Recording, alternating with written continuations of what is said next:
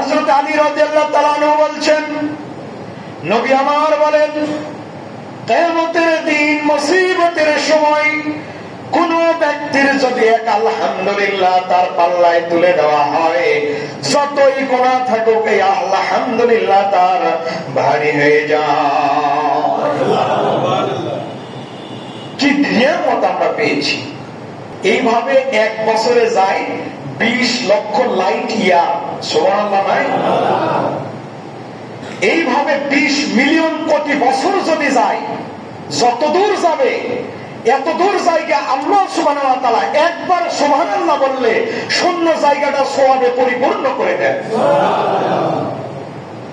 কিন্তু ফেরেশতাদের জন্য কোনো সুনির্দিষ্ট ইবাদত নাই, তারা হলো মাসুম। কাজেই তারা, আমরা যখন আমিন বলি সাথে সাথে ফেরেশতারাও আমিন বলে, আর ওই ফেরেশতারা আমিনটা আল্লাহ সুবহানাহু ওয়া তাআলা ফিরিয়ে দেন না, ওটা কবুল করে নেন। নিয়ে ফেরেশতাদেরকে জিজ্ঞাসা করে, ফেরেশতা তুমি আমিন বললা কেন?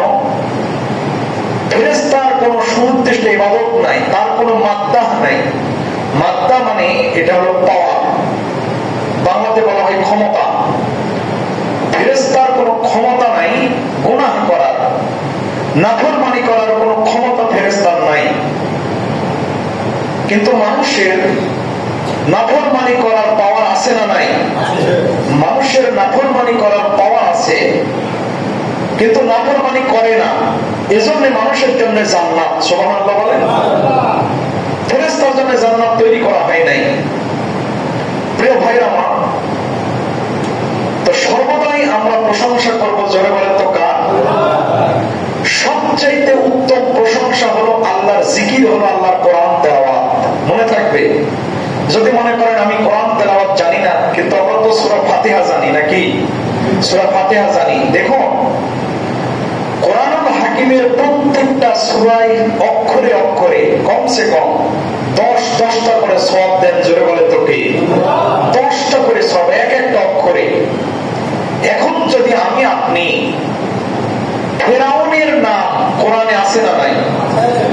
কারুনের নাম আছে না নাই? হামানের নাম আছে না নাই?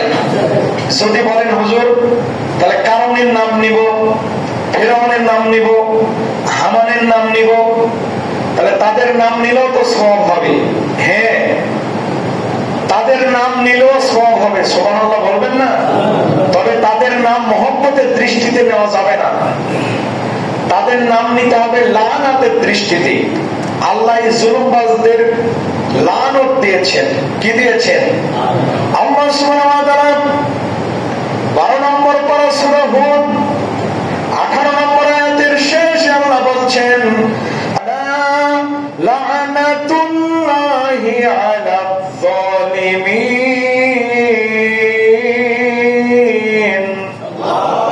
আল্লাহ সুবহানাহু ওয়া তাআলা যারা জালেম তাদেরকে লানত দিয়েছেন। আপনি ফেরাউনের নাম যদি কোরআন এমনি নেন তাহলে সওয়াব হবে না, কিন্তু কোরআন পড়ার সময় যদি ফেরাউনের নাম আসে, কারণের নাম আসে, তাহলে তাদেরও অক্ষরে অক্ষরে সওয়াব দিবেন 10টা করে কে? কিন্তু মনে মনে আপনাকে আমাকে তাদের উপর ঘৃণা পোষণ করতে হবে। রহমতের দৃষ্টিতে এটা পড়া যাবে না ওই কোরআনটা। এজন্য কোরআন সবসময় সুর চলে না, মাঝে মাঝে হুঙ্কার দিয়েছেন।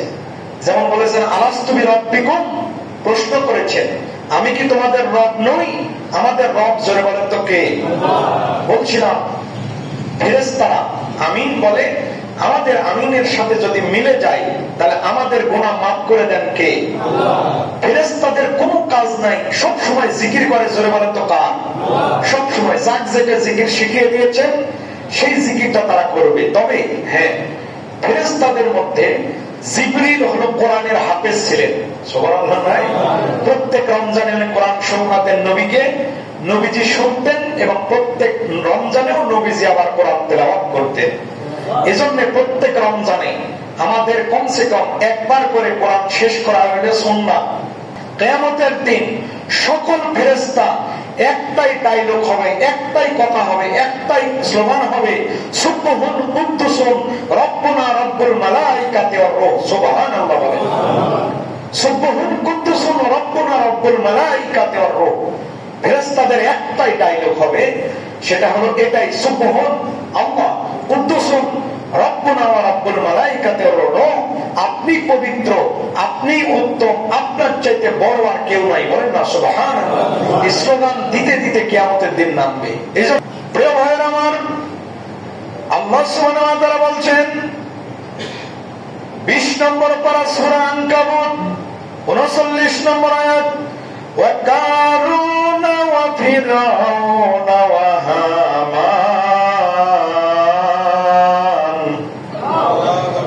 ওয়া লাকাদ জাআহুম মূসা বিল বাইয়িনাত ফাস্তাকবারু ফিল আরদি ওয়া মা কানু সাবিকিন। ওয়া কারুন ওয়া ফিরআউন ওয়া হামান, একটা আয়াতে 3 জনের নাম এসেছে। জোরে বলেন কয়জনের?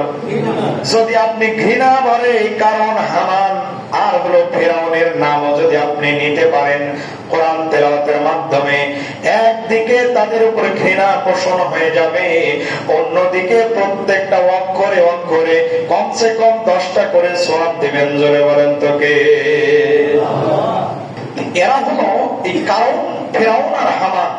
গোটা পৃথিবীর যারা স্বৈরাচার, গোটা পৃথিবীতে যারা জুলুমবাজ, যারা জিকির করে আল্লাহকে মানে না, সর্বদাই নিজেই যাদের রব দাবি করেছিল, এই কিয়ামত পর্যন্ত এই কারণ ফিরআউন আর হামান হলো, এরা হলো সেম্মুর প্রতীক।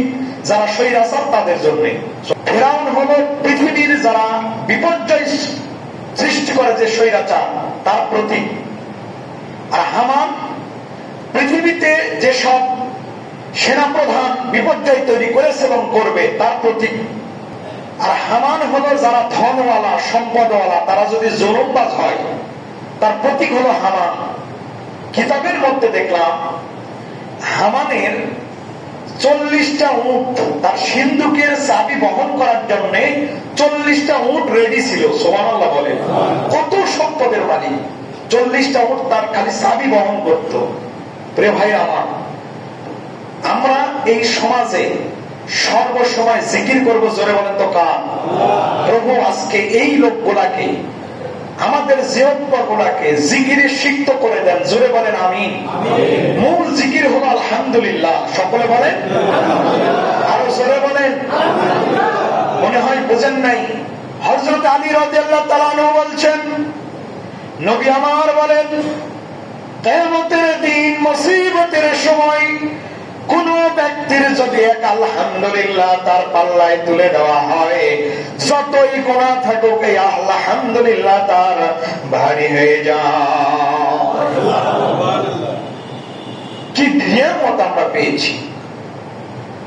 সুতরাং সূরা মাইদা থেকে যে আয়াতটা আজকে তেলাওয়াত করেছি, যে শিরিক মুক্ত নিজের জীবনকে, জানকে, নফসকে কুলুষিত মুক্ত থাকতে গেলে আমাদের মূল একটা বিষয় সর্বদা আমাদের হৃদয়কে, কলকে, দিলকে জিকিরে সিক্ত রাখতে হবে। বলে এই একটা ইবাদত যদি আপনি আল্লাহর জিকিরটা, আলহামদুলিল্লাহ যদি বাইরে নিজে একবার যদি বলেন, কিয়ামতের দিন আপনার পাল্লাটা ভারী করে দিবেন। জোরে বলেন তো কে? শুধু এখানেই শেষ নয়।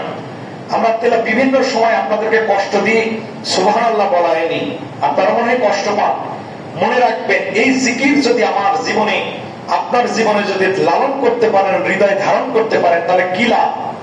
নবীজি আমার বলেছেন, শুনেন, খালি চোখে 10 লক্ষ তারকা দেখা যায়। সুবহানাল্লাহ নাই? খালি চোখে কত তারকা দেখা যায়? 10 লক্ষ তারকা দেখা যায়। এবারে আসুন, বিজ্ঞান বলতেছে বর্তমানে যে কেউ আলোর গতি 1 সেকেন্ডে 1,86,000 মাইল। সুবহানাল্লাহ কালকে বলে, কিন্তু বিজ্ঞান বলতেছে 1 সেকেন্ডে কত গেল? কথা বলে না, কত গেল? 1,86,000 মাইল। 2 সেকেন্ডে কত গেল? 3 সেকেন্ডে। এভাবে 60 সেকেন্ডে 1 মিনিট, তারপরে 1 মিনিটের পরে 1 ঘন্টা, 1 ঘন্টার পরে 1 দিন, 1 দিনের পরে 30 দিনে 1 মাস, 1 মাসের পরে 12 মাসে 1 বছর। এইভাবে 1 বছরে যায় 20 লক্ষ লাইট ইয়ার, সুবহানাল্লাহ নাই?